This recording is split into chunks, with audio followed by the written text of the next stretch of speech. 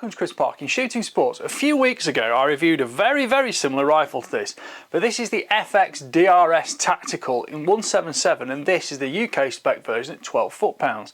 Now the one I had before was the 700mm sniper version, which was developing over 50 foot-pounds, but this is developing 12, it's in 177, it's a 500mm barrel. Now you can have this rifle in a 500mm, 600mm or a 700mm barrel in 177, 22 or 25 calibre, and the relative magazine capacity with any of those is 16, 14 or 12 shots. So this 177 version is 16 shots in 177 and it's got the usual type of FX magazine, so you just undo the lid like that, rotate it all the way around, put your pellets in to lock the system, and then just dot them all back in as you go around and then just release the pressure like that. Clip this back on top, lock that in place, and then once you cock it, slots in and you can shoot away then. Right, cocking is on the side lever here and it's ultra smooth, very lightweight, no problem at all, and of course that will put the probe through the magazine every shot, give you a new shot, and then the last round the rotor in there will stop it and hold the last round open so you know when you've come to the end of your magazine. So if I just hold that open and squeeze the trigger, I can let that forward just to safely decock the rifle.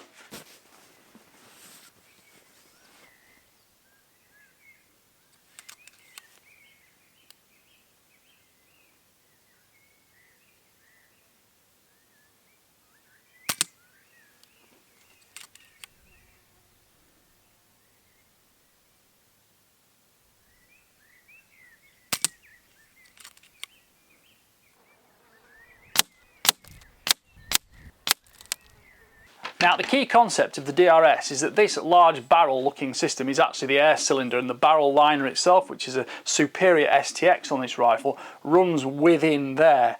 I've taken the thread cap off, put a SAC sound moderator on it, and of course in a 177 it's very quiet and you can hunt with a minimal disturbance whatsoever. It's also similar profile to the barrel or the shroud or however you want to call it on this, so it looks quite good. Now this Fore-end is 295mm long and you've got plenty of space on the sides for M-lock, and it's also got an arca rail on the underside, and I fitted this tier 1 bipod, which is quite a big bipod for this rifle, but it does give you superb stability. You've got the plenum here, and of course that air cylinder has got 210cc and it's a 230 bar fill. I think you can probably get to about 150, 160 shots with absolute precision from the MP2 regulator, and to be fair, once I got to sort of 10 magazines I was thinking I'll just refill it now anyway, because that was 160 shots. Now this rifle is actually supplied as standard just in this centre section here. You don't get the AR-15 back end, the buffer tube and things like that, because the whole point of this is it's AR-15 type rifle looking, and it does look very similar to an AR-15 in many respects, because of course the plenum chamber here makes it look like a magazine system. The grip supplied on the rifle is the UG1, that's FX zone, it's AR-15 compatible, and you've got nice rubberized stippling and a palm swell, and it's ambidextrous, shoot it left or right handed, but of course the side lever itself is only ever going to be right handed. It's got a 2-stage trigger on it, gives really nice adjustability and a crisp release, and it actually weighed as delivered at 475 grams, which is about 17 ounces, and if I just give you a safe dry fire now, this isn't too loud because it's a 177 Sub12, gives you a superb, stable, consistent release that's very predictable in use. But you can adjust the position of the blade and the weight and things like that, and if you want to change the rotation of it, you can do all those things to your heart's content.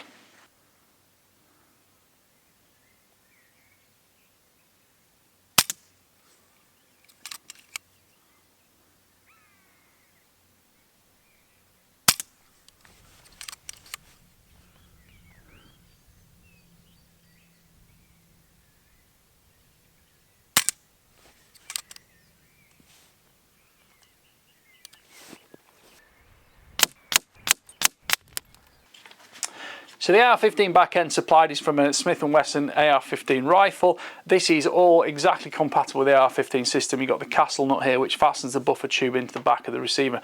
You can do what you want with the back end, but for now just disregard that because that's your choice. Sportsman Gun Centre, who supply the air rifle, can supply all sorts of different varieties, but these things, there are just hundreds of different types.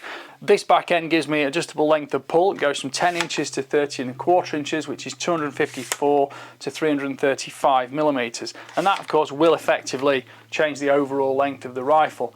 Without this moderator on, the rifle is 920mm, which is 36¼ inches overall length. But of course, depending on what length of pull you want, that will change. Which back end you want, that will change. And the core concept is looking here at what you're getting for the FX Tactical.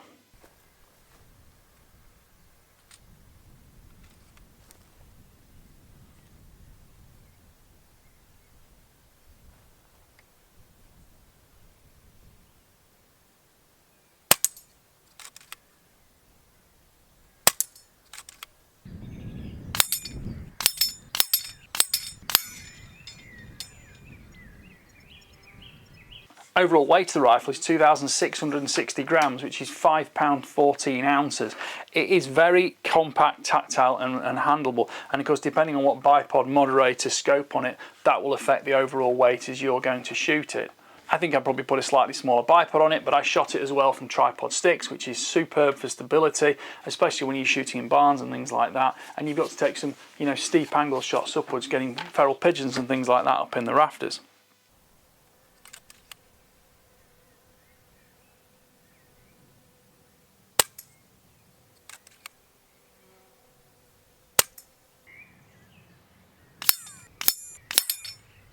Shot consistency and accuracy from the rifle was very good. These DRS barrels and air cylinders are, I think, the most consistent from the FX complete portfolio. I like the strain system and the fact you've got that rigidity in it, which is much less prone to getting bumped and bashed when you're out hunting. As you can see, accuracy on paper at 25 meters is commendable. We've got the group here with a 10.34 grain JSB. This is with the Zan 10 grain slug, and that's the 8.44 grain JSB pellet as well. Overall, the 10.34 grain JSB pellet is my favourite in a 177 air rifle in terms of accuracy, energy, etc. That gave me 11.4 foot-pounds at just over 700 feet per second. The extreme spread on a 10-shot string was 17 feet per second. Now, these Zan slugs are specifically for Sub12 air rifles. These are 177, 10 grain in weight, and they also shot very well. They gave me an extreme spread of just 12 feet per second, and I think for people wanting to push the ranges and distances, you're going to get that little bit of extra precision from that consistency. But you can make your choice of your projectiles, and half the fun of air rifles is shooting them, testing them, because the cost is very, very little, and you don't have to worry about massive amounts of noise and things like that, which is the joy of air rifles to me, especially in sub 12 foot-pound format.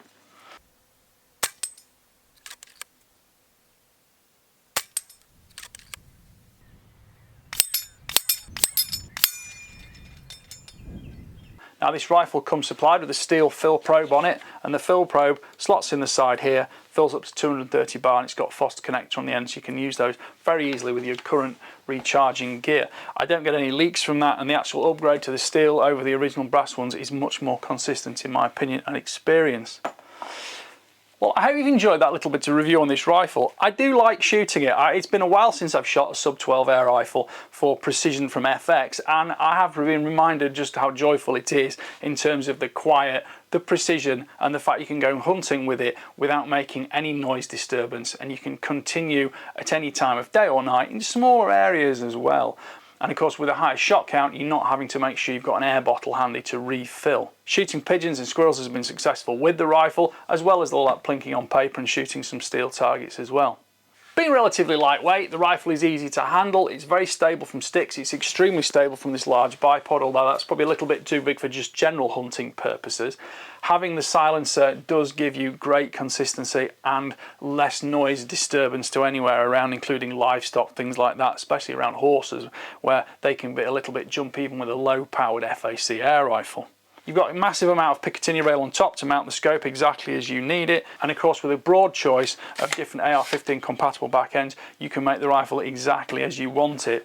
Looks wise, I actually think it blends the AR-15 look very well with practical capability. Having the barrel within the air cylinder means you haven't got a hugely high profile rifle with a big buddy bottle underneath, and I think the shot count is totally acceptable for an afternoon of a little bit of plinking, or especially if you're going out on a hunting trip. You can get spare magazines, it's 16 rounds each in 177, they're easy to keep in your pocket, load into the gun, off you go. When you get 2 or 3 of those, you're going to have a great evening out shooting around the farms. Right, well I hope you've enjoyed watching that review. Please don't forget to like, subscribe, comment, click the notification bell and keep track of my regular uploads. Thank you for watching, bye for now.